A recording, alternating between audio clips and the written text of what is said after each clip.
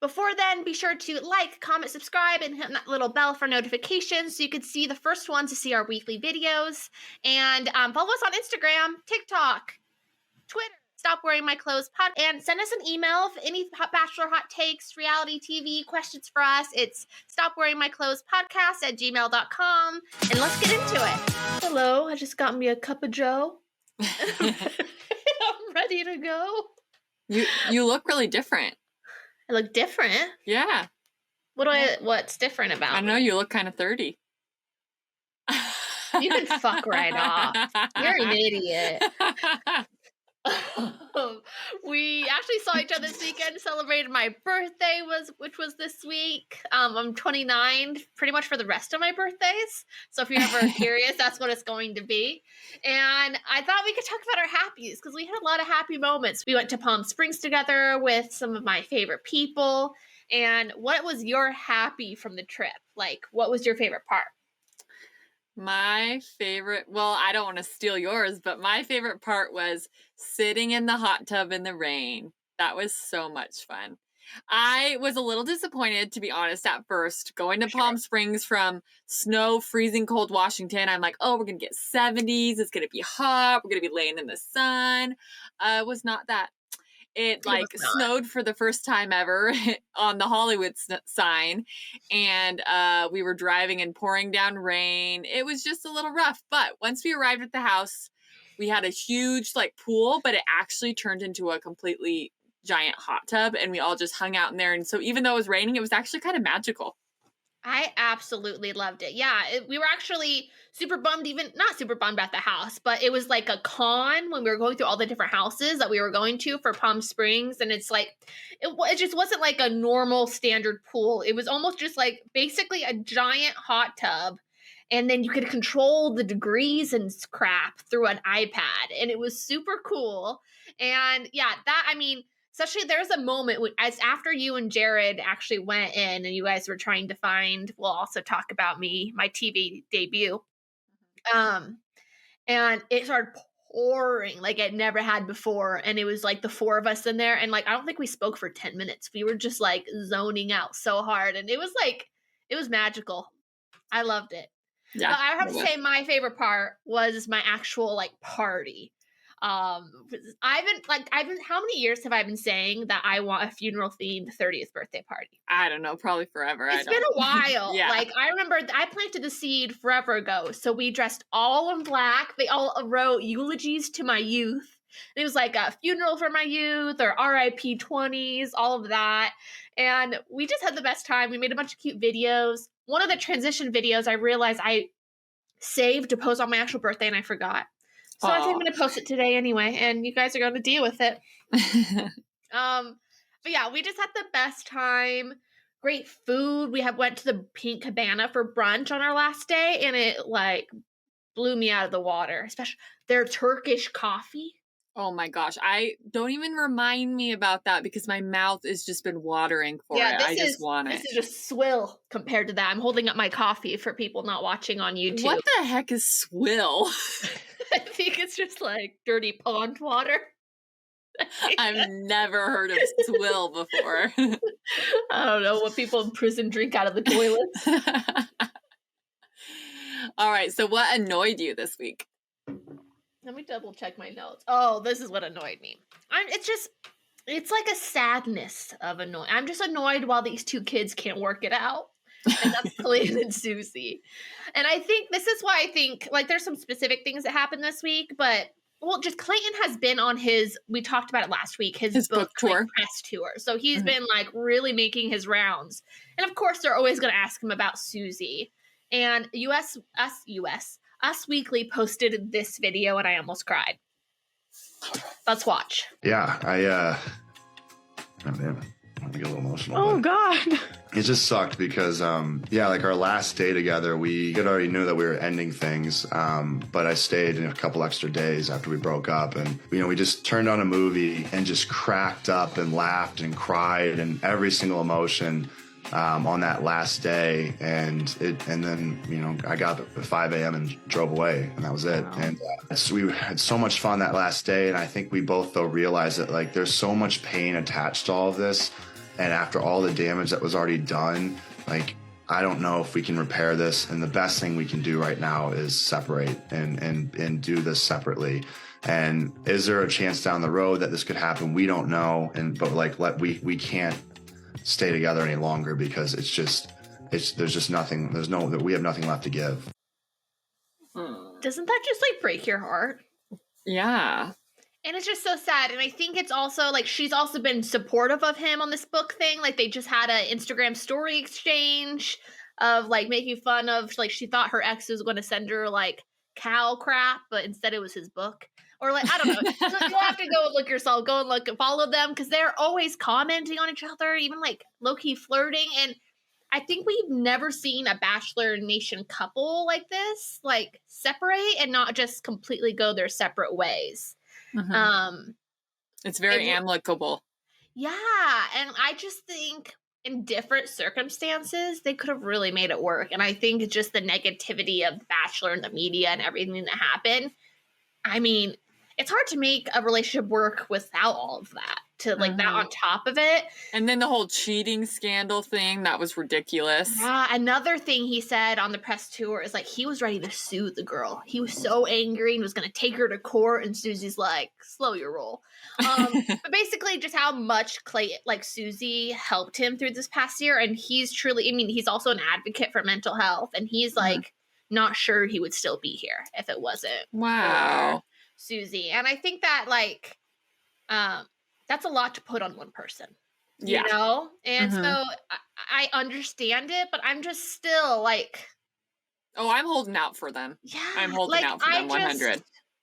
They're special. And I don't know if I've felt this way about a Bachelor couple before on this level. What are you annoyed about? SK. He just needs to go bury himself in a hole, to be honest. That's how I feel. Yeah.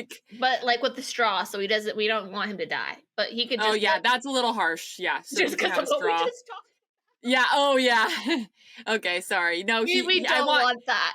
I want him to bury himself in a hole, but then be able to pop back up. Do it like the Traitors, like when they all got buried in the coffins, but they had oxygen going through. Yeah, because he doesn't necessarily deserve to have a full life, but a half a life is fine. Yeah.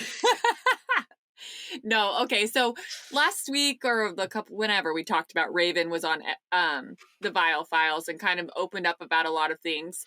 And then SK comes in and just... I don't believe one single word that comes out of this boy's mouth. Yeah, he hasn't spoken this whole time. And then he does a People magazine interview. And it's very...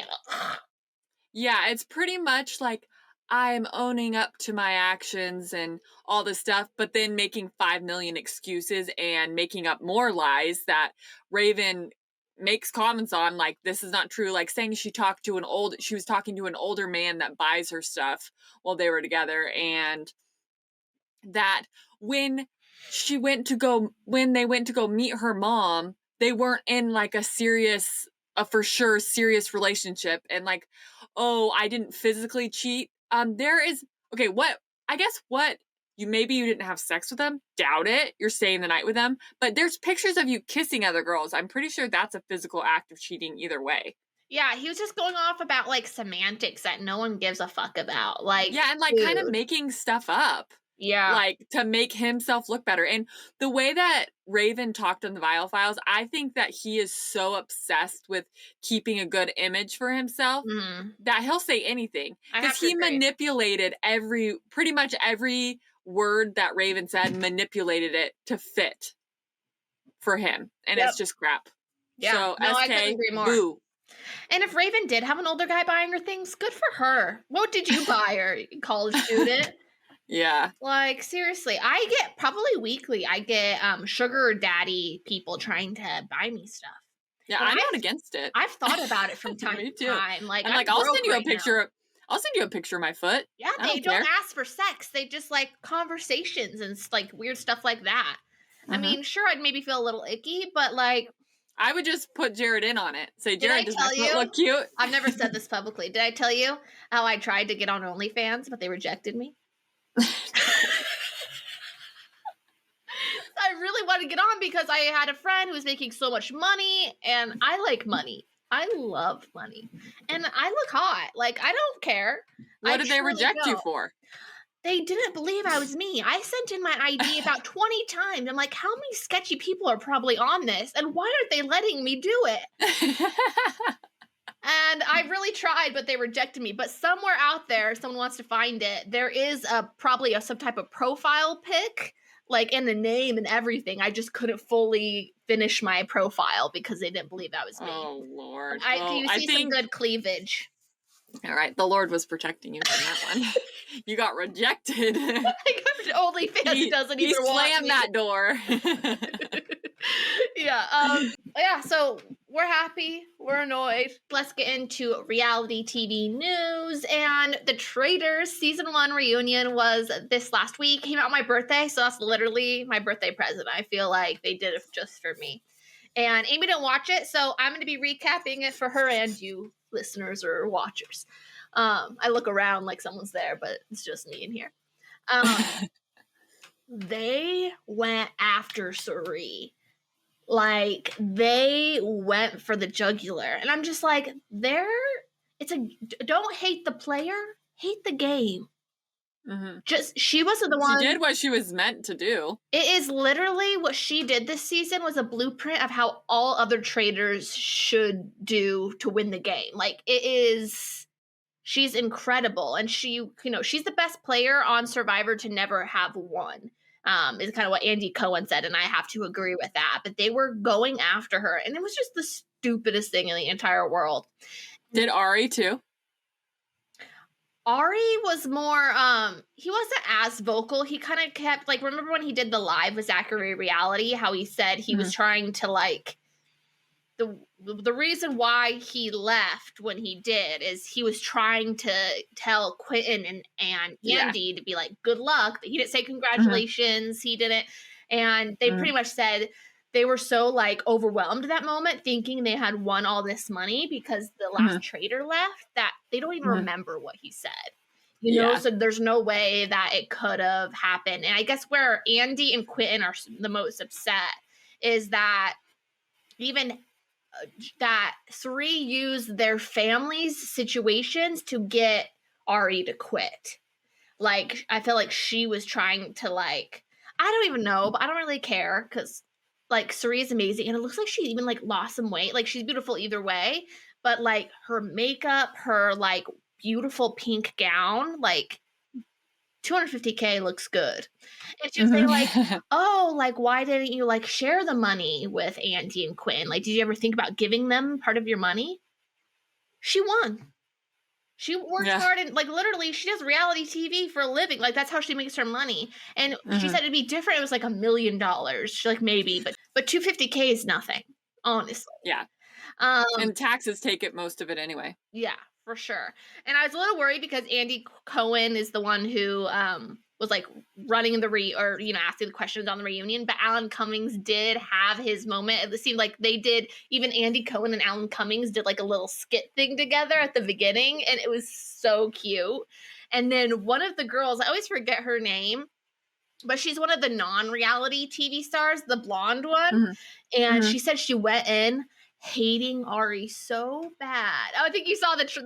I did see this clip. And it's funny because Andy has no idea. Andy Cohen doesn't know anything about The Bachelor. He's like, wait, why? Blah, blah, blah. They're like, did you see his season? And I think my favorite part was Ari being like, fair. Like, the switcheroo.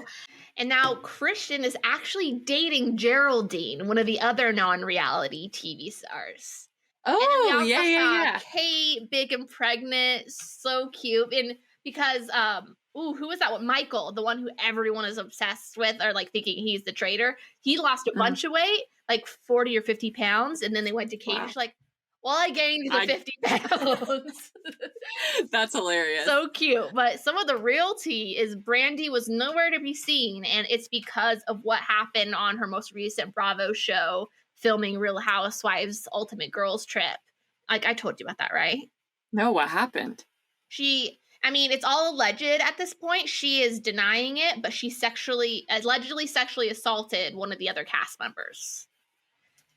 And so they did not allow her to come to the reunion. And it's like this huge thing. I think she's done with reality TV for good. If it's true. Like one of the other women? Yeah. Oh, what happened? So what happened? She's on Real Housewives Ultimate Girls Trip, and Caroline Manzo is also on it. And other ones, even in the this is the second Ultimate Girls Trip, which is where they have the Real Housewives from all different franchises all go on a trip together. And so this is like called the Ex-Wives one. So she's not a current Real Housewife. So this is the second season where they only did ex-housewives. Caroline Manzo hasn't been seen since like season 3 of the Real Housewives of New Jersey, which is like 10 years ago now. And like in other shows, like you see, like she makes out with the girls. I think she's bi. She's very open about it. Brandius? Yeah. Or I don't know if she's like officially bi, but she at least likes to make out with girls. I don't know exactly her sexual orientation. But apparently she kissed Caroline Manzo in an unwanted fashion. Caroline was upset and left the party and went into the bathroom. Apparently Brandy followed her and like pushed her up against the wall and did some touching and more kissing, I think. This is all alleged. But this is what's being reported, and that Caroline Manzo left and Brandy was asked to leave. And you can't come, it's not cute anymore, Brandy. Like, if it's just like, oh, a kiss a girl here and there, and it's like a fun girls thing, like it's amicable, whatever. But just like, that's taking it to a whole other thing. So I was wondering if she was going to be there, and I didn't think so. I told Marcus ahead of time when we were watching it, and I'm like, yeah, she's not there. They didn't even mention her. Oh gosh, I think it would have been the cutest segment of like her and Katie, but they really focus on Katie or whatever. And she's like, Andy, because Andy actually knows her because she's from the Bravo world, right? And so Andy's like, what made you like want to do the show? And she's like, I heard it was in a castle in Scotland. And then as soon as I got there and I found out there's challenges, I wanted to leave. she was like, I was held hostage. It was so cute. It was really good for about like almost a little less than an hour. Recommend you guys all watch it if you watch the show. If you haven't watched the show, watch the show. It's all on Peacock, and it was great. So good. And it's already been picked up for season 2, so lots more to look forward to. Yeah. You watched Perfect Match, Amy, right? Oh yeah, let's talk about let's it. recap the Bachelorette, the Perfect Match. Sorry, I'm just so used to saying that. Recap and Bachelor. And the finale, the last 3 episodes came out, and we have lots to talk about, including where these couples are now, because I have the tea. Yes. All right. Let's do it. So the first thing kind of we go into is Abby and Francesca break up because Francesca and Carousel make out. We see this if you guys watched our recap last week, we were like wondering if that was like a actual relationship type kiss or just like friends having fun. They're both bi. And that's what it was. But Abby was very upset about it. But my favorite part about that whole scene, and I did it with, I have a love-hate relationship, Joey. You'll figure this out throughout this whole recap. But it's like, they're just making out and Joey's just floating in the pool. Honey, live your life. Like, he does not give 0 fucks. And Abby's like crying in the corner. That was one of my favorite parts of all 3 episodes. I thought that was so funny. I don't know, I could just see Marcus floating in the pool and me making out with a girl, and he was just like, honey, live your life. I could just see it. But Abby is mad. And everyone's kind of doing their last-ditch efforts on this. Like, it's like right before the kind of final compatibility challenge and stuff. And I want to talk about Mitchell. Did he just create Firkin or whatever? Like, that's just his some thing? Virgin, like, I don't cuss. I guess he obviously drinks, right? But I guess he doesn't cuss and he doesn't have sex. So he says Firkin instead, and I hate it. Yeah, because also if you're going to say it, just say it. It's not that big of a deal. Or use a word already created. Frickin'. It's so weird. You don't need to create your own word. It's so weird. He's my second least favorite that was in the house the whole time. Yeah, I definitely dislike him. He's just annoying. Yeah, he told Dom before, but his last-ditch effort after Chloe dumped him to go for Shane is to go, aren't Georgia and Dom in a relationship? Yeah, that's why I thought it was stupid. I'm like, okay, I understand like people that are just kind of matching with different people, or even if they're there, but they're not like exclusive, like that's fine. Agreed. Dom and Georgia are boyfriend and girlfriend officially. What did he think was going to happen? Oh yeah, Mitchell, you're weird. No, let's go back. And Chloe, who is Mitchell's ex-girlfriend, and Georgia are the closest. Why would she do that? No way in hell. You're dumb. I hate them. I hate them so too. Stupid. And so it's kind of like almost like a purge that happened. So pretty much everyone who isn't going to say I'm in a perfect match situation goes home. So we see Diamond, Mitchell, Will, and Inez leaves. Inez leaving was such an emotional moment just because she's been through it all, man. And she did what the show was about. That's what she said at the end.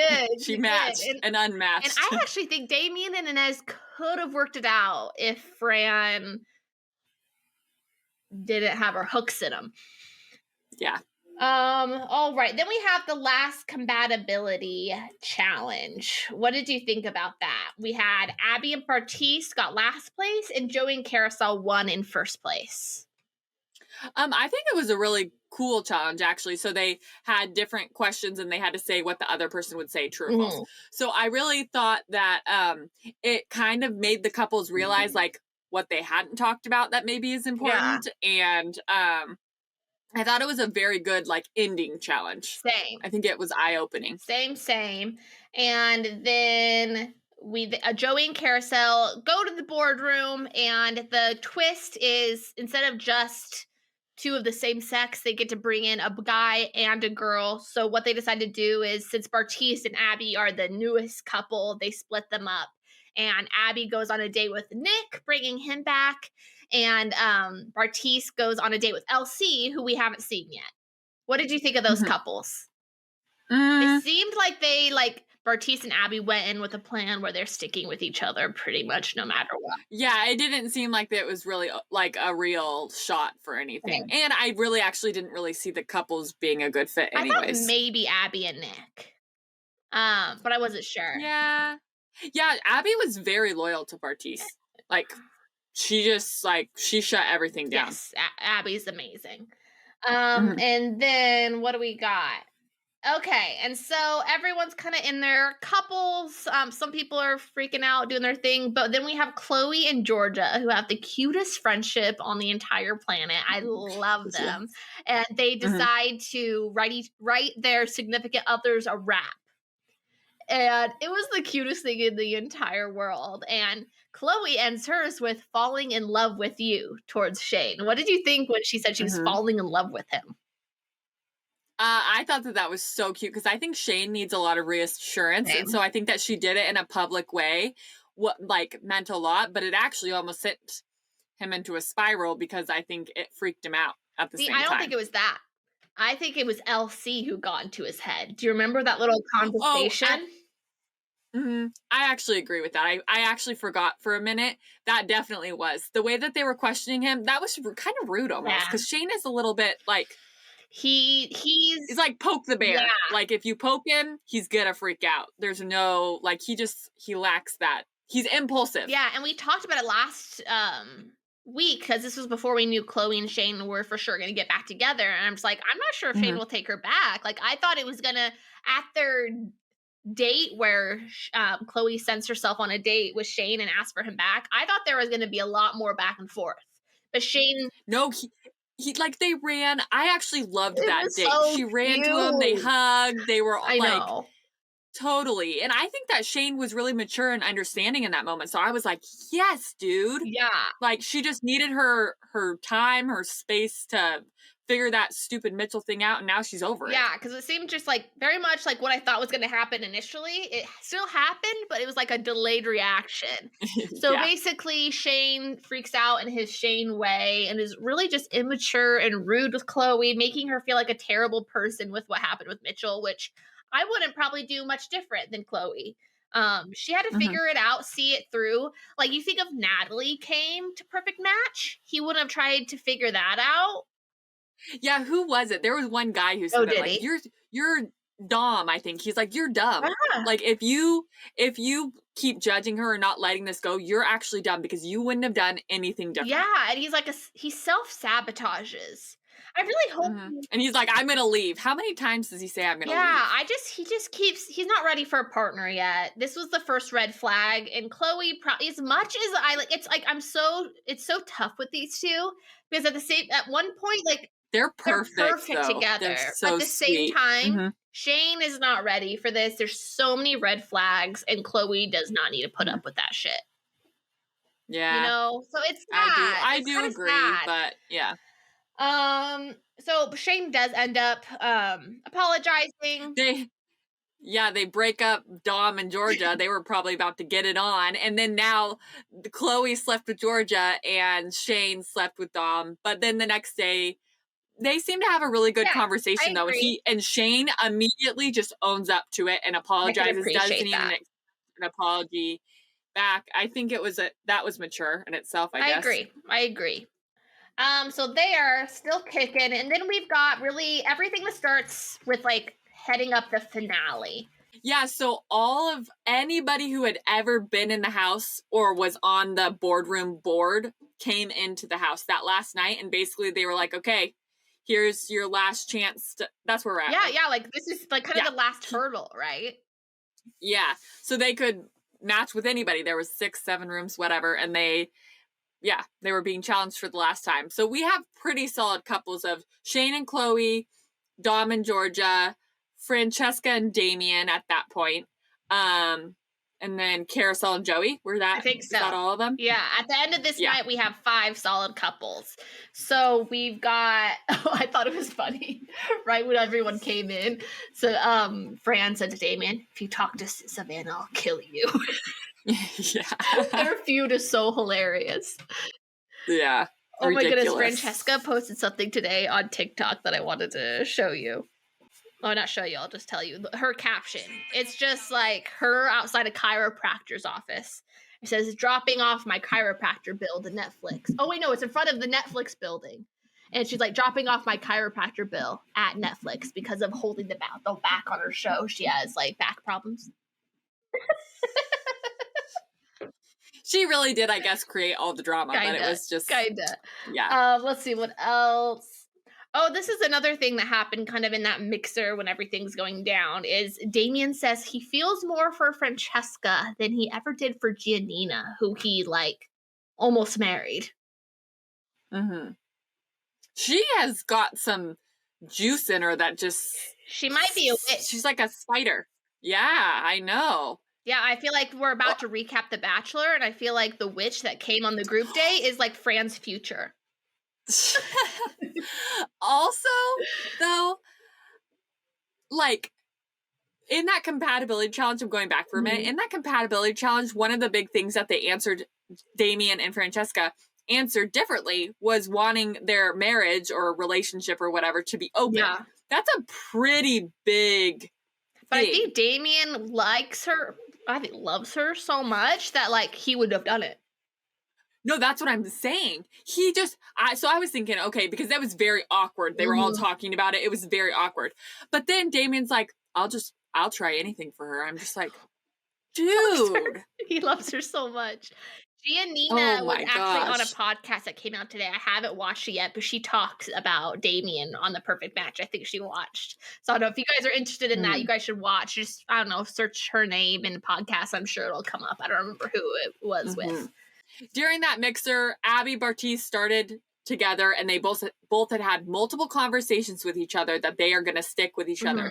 So guy after guy that came to Abby showing interest, she was like, no, I'm with Bartise. No, I'm with Bartise. No, I'm with Bartise. Bartise, I don't know if he did that for some of the girls, but then Izzy pops in there and talks to him, and that all goes to crap. And then it seemed like an hour later, Abby came to talk to Bartise, and Bartise is like, I'm just not sure. And then he turned into a butthole.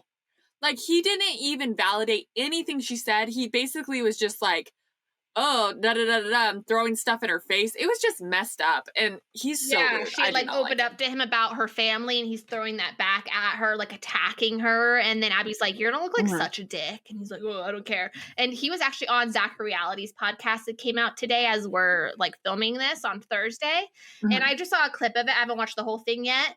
But he's just like, yeah, I didn't really give a fuck. I was there to play the game. I wanted to win. It wasn't like Love is Blind, and I didn't care about what I look like.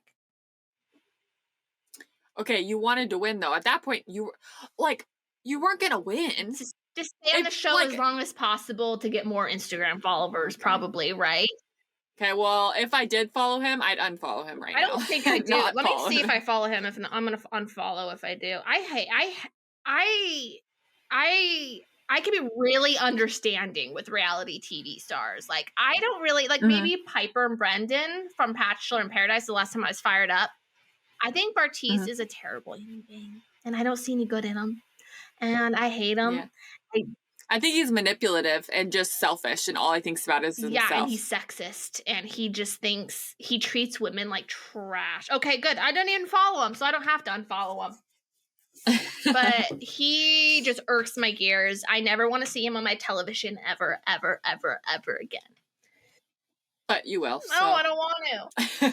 And then we've got Fran and Damien. Their drama goes down, and I really did not see this coming. What happens?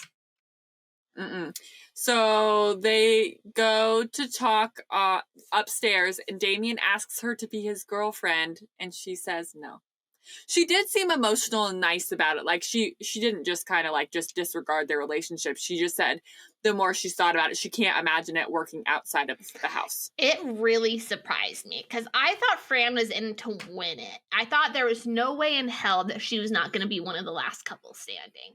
So it actually, to me, it almost took away of a little bit of that villainess of her, really. Like, if she really wanted to win and that was all she wanted, like, kind of what I thought of her, she would have said yes to Damien, not really giving a fuck what happens the day after Perfect Match stops filming, to win the perfect match and to do all of that. Yeah. But the fact that she didn't and, like, thought about, she did that for him, not for her. And I thought it was really selfless. Yeah. Like, it would have been a lot easier for her to just say yes and go along with the show. And then once cameras were not rolling, kind of ex-nay it. So that kind of changed my outlook on her. What about you? Well, especially because she had rejected every guy was taking their shot at her. Every single guy. And she was just almost got her, I think. Almost. Well, and I will say a comment about that too. So she says no to everybody, and then it's just like, I'm with Damien. Okay. Then with Will, though, when she said goodbye, did you hear what she said? I'll see you outside. I'll see you outside. Oh, they totally boned. And they were hugging for a while. They boned as soon as they were out of there. Yeah. So I don't know what I think about Francesca. I think that I have very mixed feelings about her. I think she plays the villain well. I think that she adds drama. She's important in shows like this. I just haven't figured out her intentions. Like, does she want a relationship? Or is she just want to be single? And like, why was she there? What was her intention? Yeah, but I mean, right now she's in a long-term relationship. So, I mean, she seems super happy. The person she's with is actually in that video in front of Netflix and everything like that. Okay, I'll have to watch because I have actually been wanting to see who it is. Yeah, so her I'll and her have to partner, look. like, they've been together for forever and they're very active on TikTok. So go ahead and follow her. Yes, so they leave. Damien and Fran leave after that. And I was just shocked. And who else leaves? Oh, and then also Abby leaves, right? Because Bartise is an asshole. So the final five couples are Bartise and Izzy, Nick and LC, Chloe and Shane, Georgia and Dom, Carousel and Joey. And then they have, like, their final dates before, like, the boardroom vote.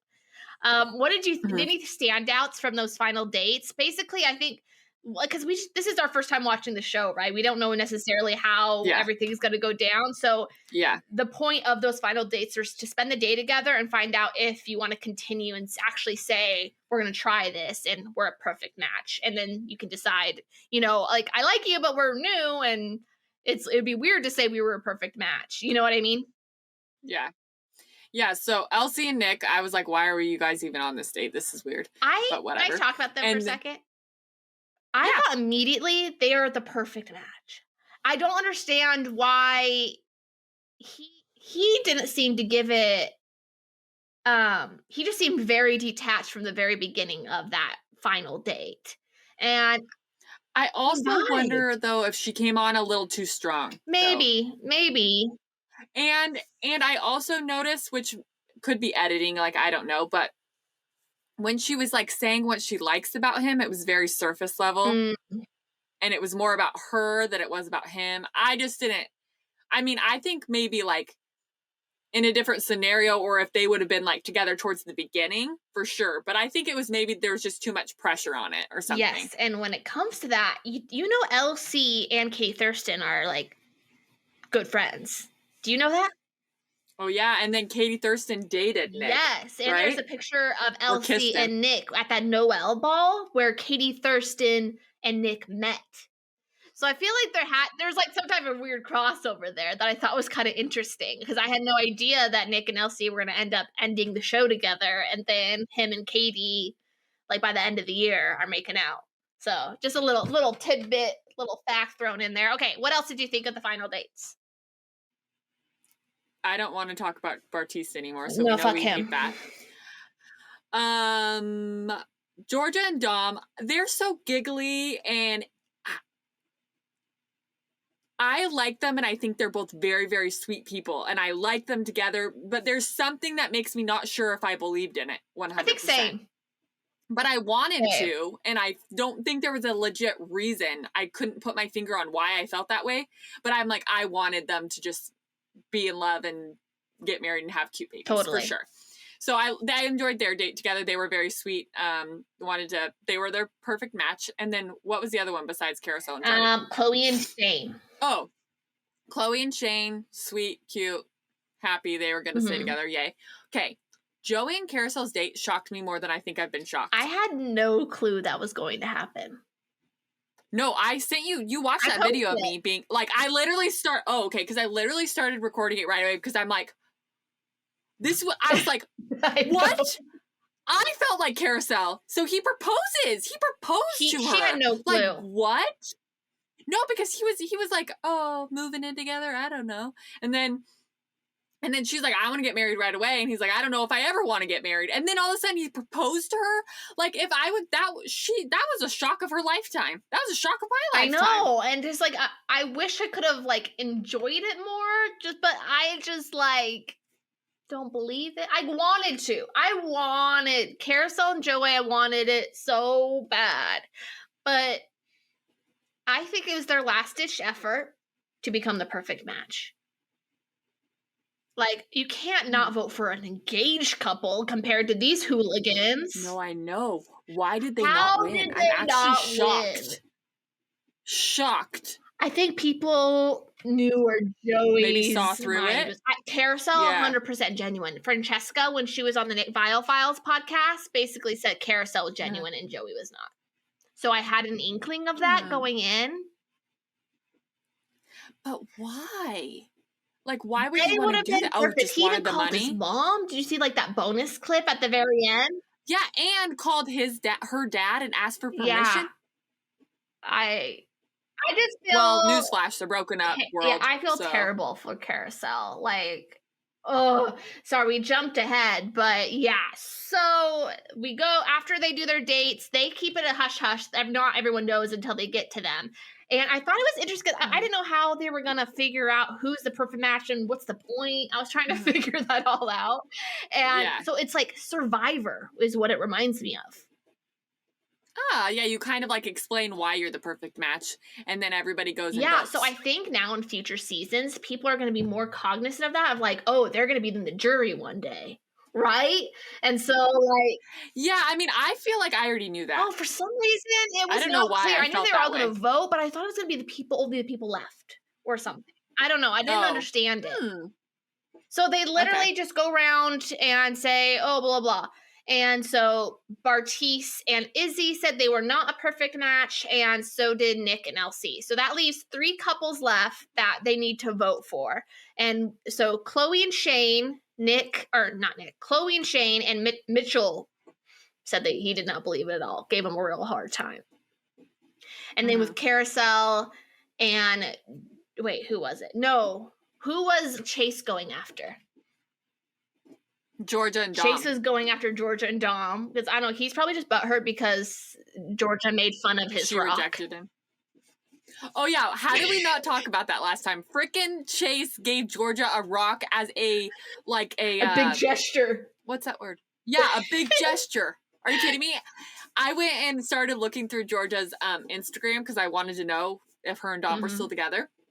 And there's like a picture of her, I think, on the beach or something, and there's a rock there, and she was like, I don't know how Chase's rock got here. I think she did like a TikTok about it too when the episode came out. It was probably the best part of the entire show.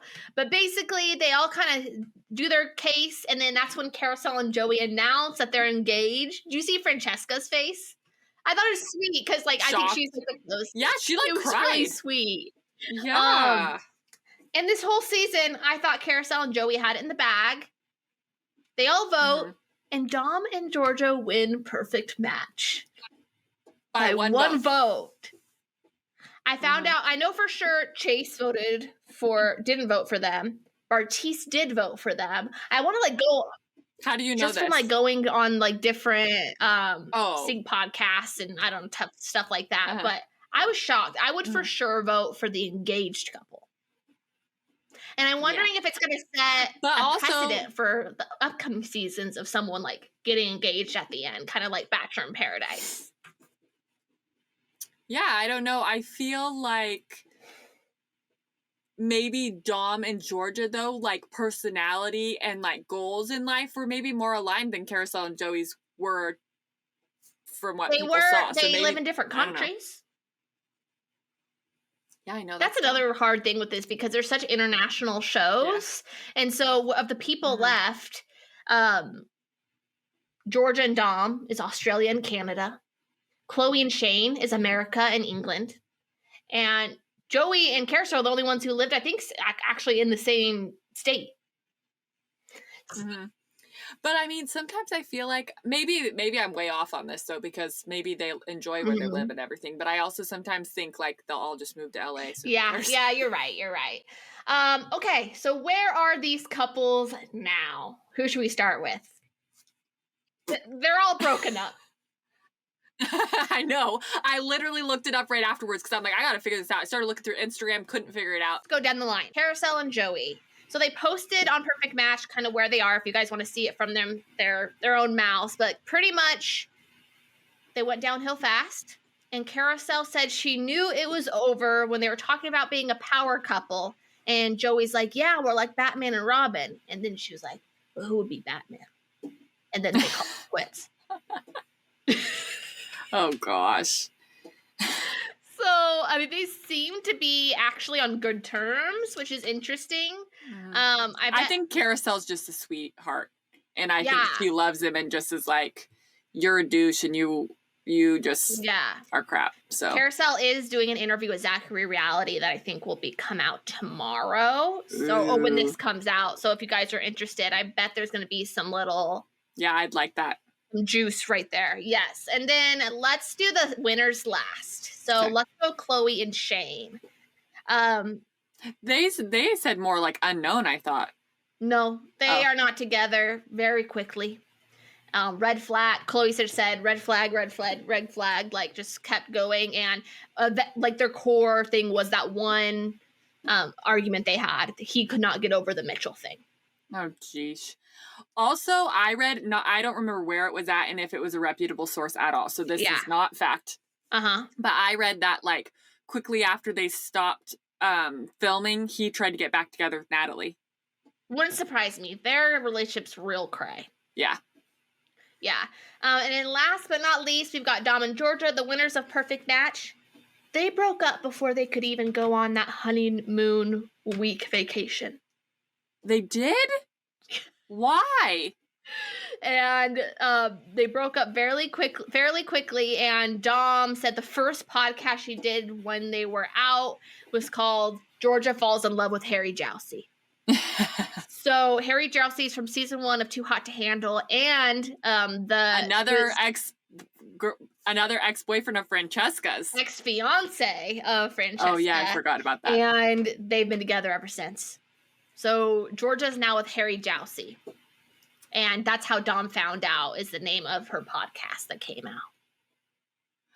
But they were broken up already. Yeah. Okay. Dom, that poor boy. He was the only legitimate suitor in that whole house, and just girls kept throwing him away like a piece of trash. Well, did they say distance was what was the problem? They never fought about anything. What was the Georgia said problem? it was more of a one-sided relationship. Someone was more invested than the other, Dom, and Georgia didn't like the pressure, and Georgia ended it. Yeah, but I mean, what did you expect to happen? You knew whatever. So it Whatever. makes me question Georgia a bit. Yeah. Disappointed in her. She didn't have to say yes to the girlfriend thing or anything like that. I think she was just in it for the game, unfortunately. But I mean, honestly, were we expecting all of them to get married? No. No, and again, I actually just think Georgia and Dom never had any serious conversation, too. I think they enjoyed each other and all that, but like when they were answering some of the questions, they're like, "Oh, we've never talked about this. We never talked about this." And it was kind of like, those are kind of like more important things to talk about.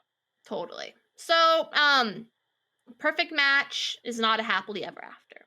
But No, it was happy for us. So We bad enjoyed matches it. is what it should be called. Yes, and I can't wait for season 2. It's gonna be great. It was great. It was a ride, and I loved it. Let's get into Bachelor Nation news before we do a Bachelor recap. So, a follow-up from Greer kind of clapping back on Instagram with the whole Zach and Greer awkward moment. Zach did an interview with Variety and said this. Let's watch.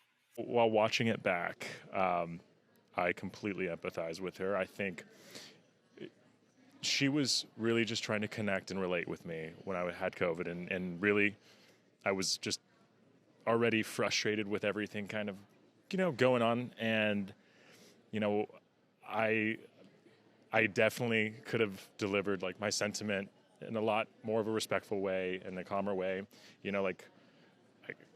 it was just like one of those conversations that just was off, and it was no excuse. Like I should have responded better. So I totally 100% get where she's coming from. So there you have it. Yeah, Zach owning up to his crap. Yep, and the Greer thing didn't bother me as much. It was a strike 1. This week we had a strike 2. We'll talk more on the Bachelor recap. And then we never watched this, but Special Forces, that show with all the reality TV people? Nope. Hannah Brown. Oh, and, yes. yes. And Britney Spears' sister. Jamie Lynn Spears, a lot of those people. And the finale was this week, and Bachelor alum Hannah Brown won the show. Wow. Yeah, I never watched it. It didn't really interest me, but any good honor. Reality, she goes on The Bachelor and wins and becomes Bachelorette. That's really winning more than being with the guy. She goes on Dancing with Stars and wins the Mirror Ball trophy. She goes on Special Forces and she wins Special Forces. Like, she can't lose. She's a winner. Yeah, she's a winner, darling. So that was kind of fun. And then this kind of drama or news kind of goes with the recap of what happened this week on The Bachelor. So on the recap that's about to happen right now is we are going to cover Nick Viall calling out Zach, Kat responding on Twitter, and Jess responding on TikTok. Let's get into the recap. This is the Bachelor Week 6 recap, and this week they were in Estonia, which I've kind of heard of, not really, but it kind of made me want to go. Yeah, it was really cool. Super pretty. And then we have, first thing we see, we have Zach, who had COVID last week, and this week we have Greer, who has COVID, I guess. They said sick, but I think that's kind of alluding to it, right? Yeah, I just don't know why he even kept her. I feel like she should have pulled a Logan and just disappeared. Because, I don't find the point. I'm not trying to be rude to her. There's nothing wrong with her. But there's not. Bye. Same. And the thing is, the promo pictures for Estonia in week 6 has Greer in it when they're all in the same outfits of when, on that very first episode, when they all come in and Greer's not there. Where they're, literally right next to her taking pictures. So that's a little bit of a question mark. We have the picture up here, and then she just disappears. So this whole COVID and how Bachelor does it, and who really has it, who doesn't, I'm confused. I think that they probably are just continually having them take tests every day because they said she's asymptomatic. So I'm guessing that like until this time period is up, they just have been testing every day. And if you get a positive, you have to sit in your room. I don't know. Yeah. Yeah, I don't know. But I think it was Caitlin Bristow that said the video or the footage of Zach in a hotel room, like drinking his tea, blowing his nose. She's like, that's in LA for sure that they filmed later. Like, there's no way. Oh, I forgot to say that on Bachelor News. Yes, that was so hilarious. So the whole thing, like, it wasn't even in London, which makes sense because cameras couldn't be in there if he actually has COVID. Yeah. But yeah, that cracked me up. And then we've got the one-on-one with Charity. Finally, we were hoping to get it not last week, but we got it this week. Yeah, I was so nervous that they were going to skip over or something. I'm like, that would have been terrible. Yeah, he would never do that to Charity. He would only have done that to Jess or Greer, the ones he hates. So I have strong opinions this week, Amy. So, right when Zach comes in to get Charity, they're kind of sitting talking, and Kat decides, hey, come with me. Like, she even said it kind of weird. So they went out in the hallway, had a little talk, just that I miss you, I like you, let's kiss. And then they came back and she's like, he's back. And then sat down. And it was very awkward and weird. And then Brooklyn, so then Charity and Zach leave. Brooklyn kind of comes at Kat, basically saying that she is selfish and classless. Yeah, selfish and classless to do that. And Kat is very taken back by it. Like, she had to have understood a little bit, but she was kind of just playing it off as like, if I was dating him and I was the only one dating him, I would have done that. So like, what's the problem? Like, it's my moment too. And I mean, that really is what they do. But this season, they've just been all so respectful of each other that I think it was the first thing that's like, but I personally think that, Brooklyn came about it a little bit aggressive, but yeah. Yeah, and I feel like she did the same thing with Christina Mandrell. Like, she's just very, I think it's fine, like, say what you think and everything like that, but, like, calling, like, names and stuff, I don't know, it was a little aggressive for my taste. Yeah, Kat had to know there was going to be some repercussions. Should have been that. Like, I think it should have, like, how we see it later in, like, the cocktail party where, like, Charity just, like, asked her to go, have a chat about it. And really, that should have been it. Brooklyn didn't need to get involved, but I felt like there was maybe, I have a feeling Brooklyn and Charity are close. And so I think it was more of a like, protector. Yeah, because Charity's not as outspoken as she is, right? So I think it had, like, she was trying to be a good friend, but I think it kind of went sideways a little bit. Yeah, especially because, but I also think that Kat played the victim a little bit too hard, too. I feel like maybe she should have just kind of owned it instead of like, I deserve my time, da-da-da. I think she should have said, I can understand how that would make Charity feel. I can't say I regret it because I did want to talk to him. But I am sorry, Charity, that I did that right before your date. And that should have been the end of it. I agree. And on that note, let's see what Kat's response to this was on Twitter. What wasn't shown last night were my apologies and accountability the moment I could. Unless you have been immersed in this experience, you cannot understand what comes with trying to manage the delicate balance between your friendships and your relationships. Totally. I think that's very well said. I think so, too. Yep, so... yeah, I don't think she's a villain. If anybody's coming out a villain in this, it's actually Brooklyn. So I thought so, too. When I was, like, talking about this on Shared News, I was the unpopular opinion, so I don't know if everyone is like, go Brooklyn. But I do think there's, like, I think people maybe see themselves in Brooklyn, and with Kat, it's a little bit more... I don't know, they're both so different, so I think... depending on who you are, like, you see yourselves in one of or the other. So it's almost like more of a personal teams than like really these people and what they did. Yeah, I could see that for sure. So, Yeah. anyways, let's actually go to Charity's date. Yes. They rode around in a horse-drawn carriage around Estonia. It was very natural. I loved that they pulled up to this place that they were doing some sort of wife carrying contest. Wife carrying competition. Yeah, and so they were standing on the side, and Charity was the one that was like, let's do it. Like, she totally volunteered. I thought that was really cool.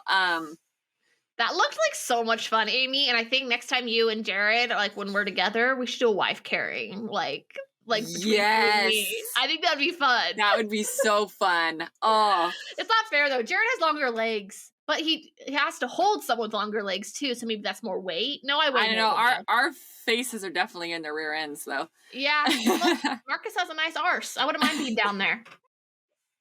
Oh, okay. Her outfit on the dinner date part, it was just like a black dress, but she had her hair like half up pulled in and like super cute earrings. Loved it. I think he holds her to very high esteem, I will say. I also, the more I think about it, okay, I think Zach is missing something.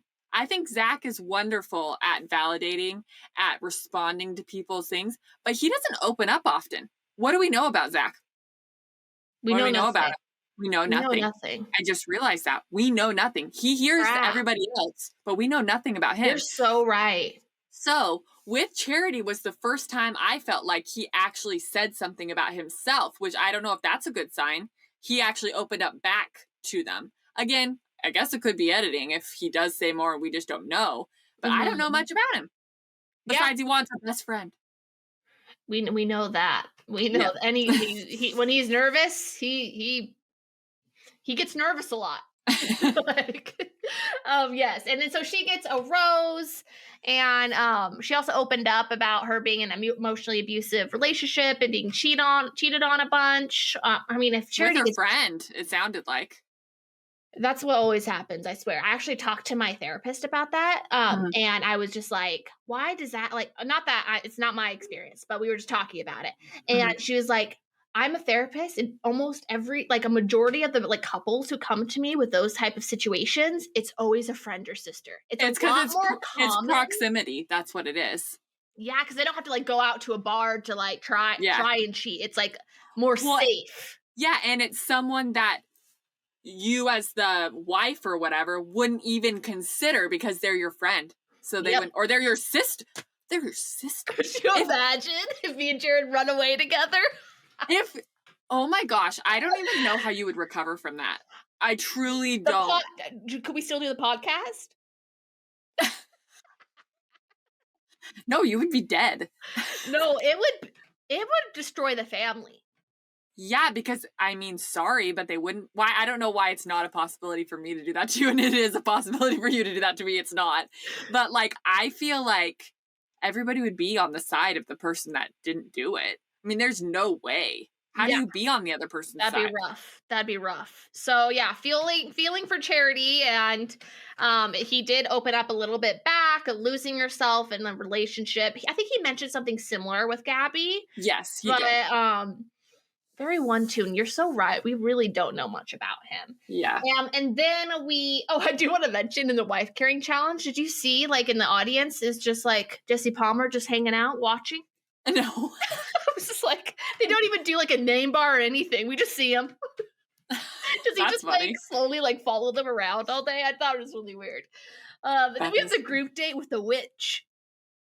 Yeah, that was something. So number one, it was awkward going in that because there was a lot of conflict happening in the house that we just talked about. And Jess was having a very hard time because she wasn't chosen for the one-on-one, and she's just been waiting for a one-on-one, which is so understandable because of her anxiety and her being more like reserved. Of course she wants a one-on-one. Of course she feels like she needs a one-on-one because that is the time that you get the most time, and we could go off on that soon. But anyways, so group date, they're all witchy. It's very awkward and weird. I think say one thing that happened that time is when they had to look to each other through the flame, and then Jess's flame went out. I was like, I'm like, are you freaking kidding me? Yes. Oh my gosh. I like that Zach, like when things are weird, he doesn't like act like it's so normal. Like sometimes in the other ones, they act like it's like, oh, let's like get into this. But it's like, this is kind of weird. And he like just has fun with it. So I do like that about him a lot. Yeah, I'd have to agree. So later at the cocktail party, is there much to say besides about the fact, okay, like there's arguments and all that stuff, but Jess, that's the only thing that matters to me in this I would date. say Katie and Gabby, I think, just had really good one-on-one time with this and makes it just more of they're the top two. And I just don't think it's even a competition at this point, honestly. And Gabby, fire look. Oh my gosh. Amazing. She was my and I love that of the week. And I love that he noticed and was like, this is different. I like it. And like, they're so sweet I feel like together. normally she's like flowers and flowy and like, so it's very like she's morely sweet. like me.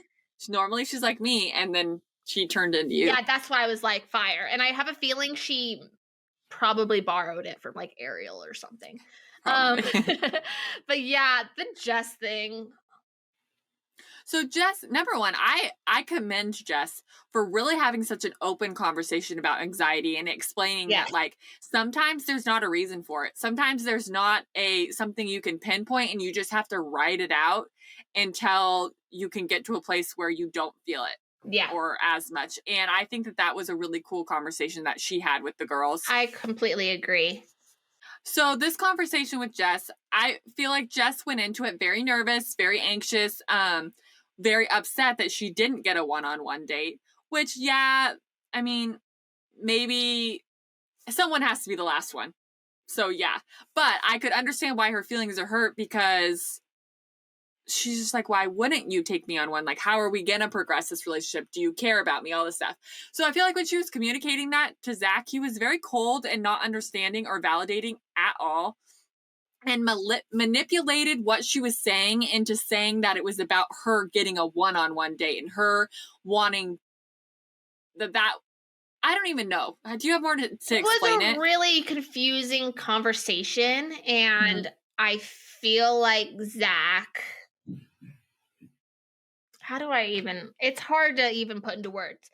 Zach just like completely went from validating, like, you're here for a reason. I'm so, like, literally within minutes, at least with the editing, of saying, I'm so confident about us, saying, I'm a little nervous. I'm not. Now you need to go home.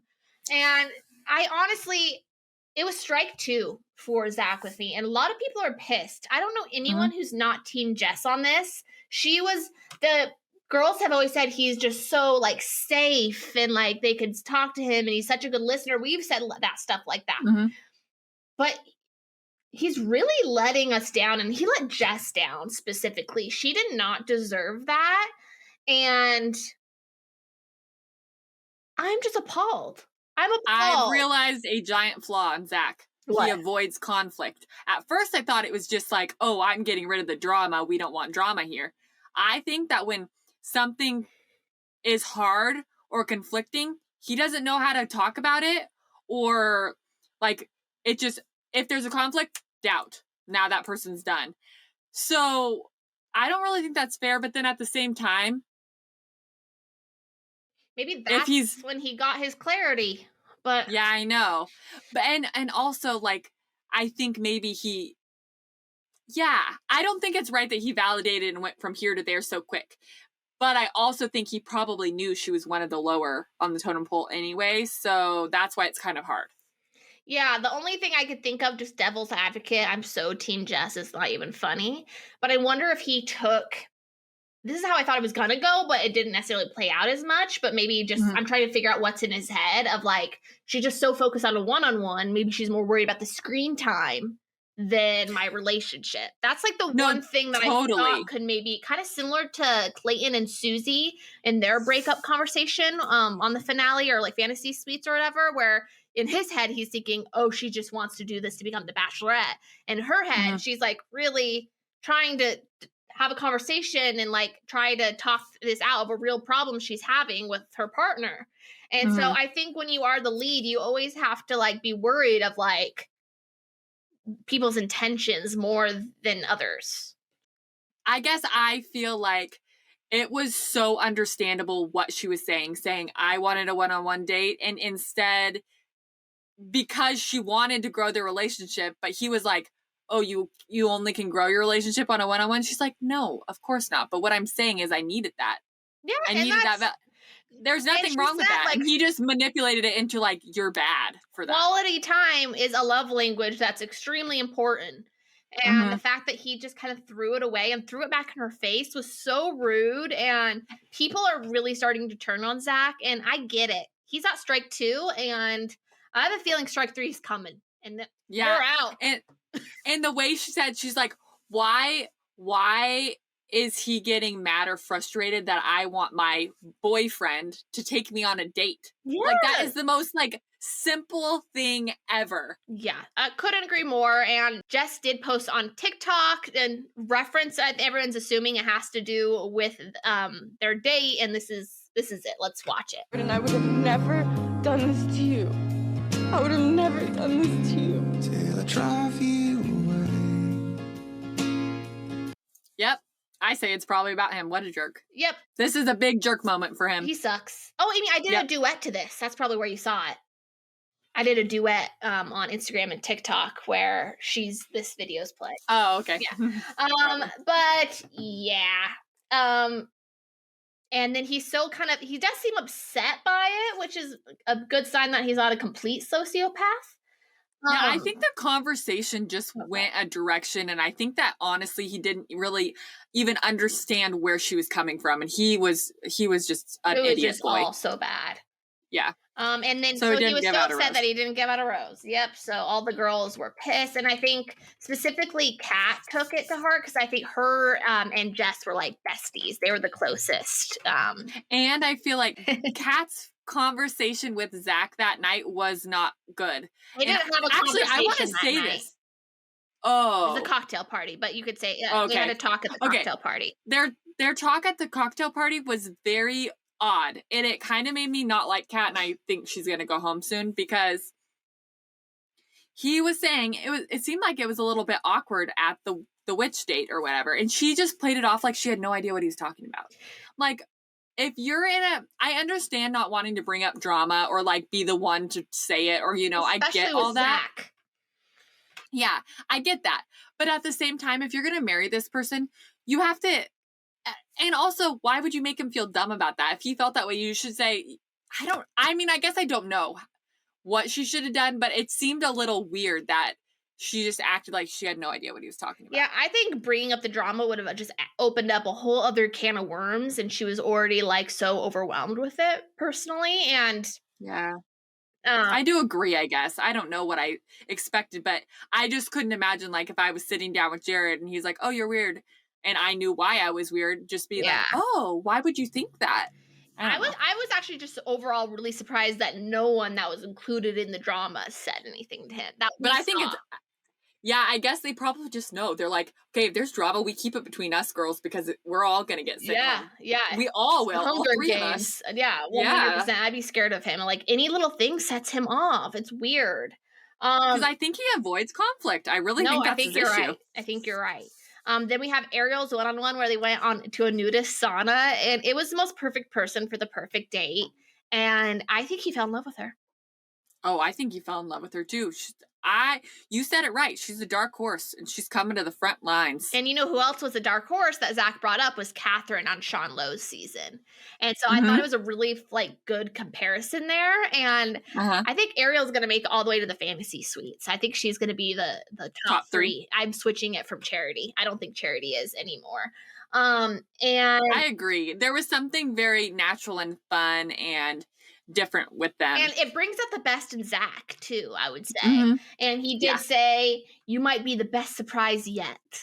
And I thought that was kind of cute. And she opened up, which she said is really hard for her. And she talked about how she uses humor as a shield or a... Same. No, that's what I'm like. I'm like, that is seriously us to a T. Like, sometimes I think I actually offend people because they're trying to say something serious to me and I laugh. And I'm like, oh no, like I made a joke out of that and I shouldn't have. Yeah, I get that. Feelings. It's just like, oh. I get that. And then also it was just so real on her interview by herself, when she just like, I'm just really tired of being alone. I just thought we got to see her so vulnerable, and it's so just like relatable. And I love her. Yep, I love her too. Love Bachelorette. Bachelorette. Please. I've been saying Charity this whole time, which still probably could happen. But if they want something a little different, I think Ariel would be such a fun season. Oh my gosh, I would love it. I would be so happy. One of my favorite parts of the episode, though, actually was when the the two naked people came into the sauna and Zach, like in his interview, was like, "I am traumatized." It's so funny. I tweeted about that. I have to show you this because Ariel responded. So I tweeted, "If love advice isn't coming from a naked couple in a sauna, I don't want it." And she DM'd me, and she was like, "Facts. Mom and dad gave some of the best relationship advice I've ever heard in a while. I just couldn't look at their eye emoji." They are so hot for each other. Of course he brought her to a nudist sauna. He was like, it was his little inkling of like, maybe I could get her naked. And then we've got the cocktail party, Brooklyn versus Kat, part 2. Basically, Charity kind of spoke on it earlier. Charity brings Kat over to have a private discussion, as it should be. And when Brooklyn walked over there, I was like, you're just trying to start stuff. And Kat, I think, immediately was just like, what's the Taylor Swift quote? I would like to exclude myself from this narrative. It's just stupid. Brooklyn was pissing me off this whole episode. Yeah, and I actually don't really see her connection that strong with Zach. I never did. I really don't. The fact that she even got a rose on her one-on-one was shocking. And then the rose ceremony, Allie goes home. Also not surprised. Yep. She was on my prediction. But I actually have a lot to say about the sneak peek. Let's get into So it. it showed next week, which is the week before hometowns, and then it skips, and the last half is about the fantasy suite. So that's going to be in like 2 weeks, 3 weeks, something like that. So let's get into it. So Greer is back. How do you think that's going to go? She's the only one now that has not had a one-on-one. She's back to say goodbye to. That's all I have to say about it. She's not any of the other promos. She's gone, right? Yeah. Agreed. And then we have a makes me nervous quote from Zach when he's talking to Kat. That's a death sentence in the Zach world. He said the exact same thing. You say that. Jess, you send it he said the exact same thing to Anastasia. That's his last Bailey. words. Bailey? Yes. So don't get Zach nervous. And then here is something I noticed. And I've gotten better at looking at things on the sneak peek or the sneak previews because of Shared News. Every week we literally watch like dissect 5-second clips. So I notice things and get told things because sometimes I have like a producer in my ear who wants me to bring up something sometimes. So I'm not taking full credit for noticing this, but a producer told me on Shared News, who I'm an entertainment news reporter there as well, that when there's a goodbye and he says he's saying goodbye to someone, he's like, I just didn't blah blah, I did blah blah. He has a rose in his hand, which means he's sending someone home on a one-on-one. And it just came out. Well, you could already kind of tell that the one-on-ones are Katie and Brooklyn, but officially just today, Bachelor posted a sneak peek of Brooklyn's one-on-one with Zach, where she says how important family is to her and she doesn't just bring anyone home. And Zach kind of freaks out, asks to leave the table. And he's like, who am I to go in her home? Like, I don't feel worthy. And 99%, that's a death sentence. Yeah. Brooklyn's and I already home. knew she was going home anyway, so that's not even surprising to me. Totally. And then let's see, blah, blah. Then we've got the fantasy suites, aka sex week, or no sex week. So I have never have you remembered a Bachelor ever like declaring, even a Bachelorette, either of them saying for sure they're not going to have sex? Yes. I feel like, okay, yes and no. I feel like a lot of the time when they ask the person to go to the fantasy suite, they say, it's not about what that is, da-da-da-da. Like, I think Ben Higgins. Wait, did he have sex with them, though? Probably. Sometimes they don't tell us necessarily. Yeah, okay. I will say in the more recent seasons, it's always like, that they did. They kind of like insinuate. But I will say in the past, I don't think it's been as insinuating. And if anything, it's almost made it seem like that's not what it's about at all. Yeah. And I do say Bachelor specifically get in the most trouble on fantasy suite weeks. That's where they really get their blinders on. Yeah, and me and you are very different, but I think I would have a very hard time. I wouldn't I know that that's the situation you're being put into and they're in relationships. So I would get over it. I wouldn't put a hard line on you can't do this, but I would definitely tell them how it would make me feel and then leave that up to them. And then we could get through it if I'm the one that he chooses either way. Yeah, I think it just depends on the relationship and also just like if they've had those conversations. And it's the thing of like if they've told you they're the one off camera or it's like pretty obvious, like from all of like the behind the scenes and bachelors who are now off contract, like a lot of times they know their person like almost night one. So the fact that like Clayton knew it was Susie, but he had sex with Gabby and Rachel anyway. It's a little like, if that's like what that individual person needs or the couples need to get that clarity, that's okay too. You know, however it works for them. Yeah. But I also think it's interesting. And Katie Thurston, you know how she's doing kind of the comedy thing. And in one of her skits, I mean, it's half true, half like funny, but like she specifically wanted Justin to be on the fantasy suites because she wanted to bone him. You know what I mean? So that's why, that's why I think Ariel gets to the fantasy suites just for that potential opportunity. That is not just why. Don't say it like that. That's not nice. There's like a specific attraction and flirtation and sexual tension there that's not there with the others, in my opinion. Yeah. And, you know, like, I feel, even though Zach says he's not going to have sex with anybody, I think that would be his person to be like, you know? No, very odd. So I don't think anyone has vocalized in the way that Zach does, where he literally sits down and is like, this is no sex. Like, we're not doing that. Which I think if he has had a conversation with one of these girls and that has been a boundary or limit for them, that would feel good. Oh, totally. But the thing is, he fails. Right? Yeah, but maybe they're just insinuating it. I don't know. What about it? For sure. Him and Ariel have sex. Ariel only, you think? And then that makes it. And then all hell's going to break loose. Well, that's a prediction. I just want to watch it. I am so excited. But I mean, we literally still have next week and hometowns before we really find out anything. One of his quotes was, I could lose some of the women from this. It was a beautiful moment that feels robbed. What is he talking about? Okay, so if it was a beautiful moment that feels robbed, then why don't you just choose that person? I don't know. So we will see. I don't know. My predictions is Charity makes it to hometowns, but something happens with her family that she has to leave early. Okay. So something's going on there because then you also see Charity in the sneak preview. You see Charity in the middle, and all the ladies, even Kat, who's still there, are all like saying like goodbye or something. I don't know. If you relook at that sneak peek, something's weird. So I think hometowns is going to be Charity, Katie, Gabby, and Ariel, and then Charity's going home, and then it's going to be Ariel, Katie, and Gabby. Do you think that one of those three, do you think they all three spend the night together? Or do you think that he only stays the night with one or two? I think he will stay the night. I think it's more about like kind of conversations. I think he's just... Yeah, I'm just saying, you know how sometimes the third, I feel like very often, the third one will not stay the night, actually. They'll send them home before they get there. Yeah, it just depends because I think producers decide the thing, like kind of how they did with Clayton and Susie. They put Susie as third for a reason because they knew that she was going to have the biggest problem. You know what I mean? It's TV.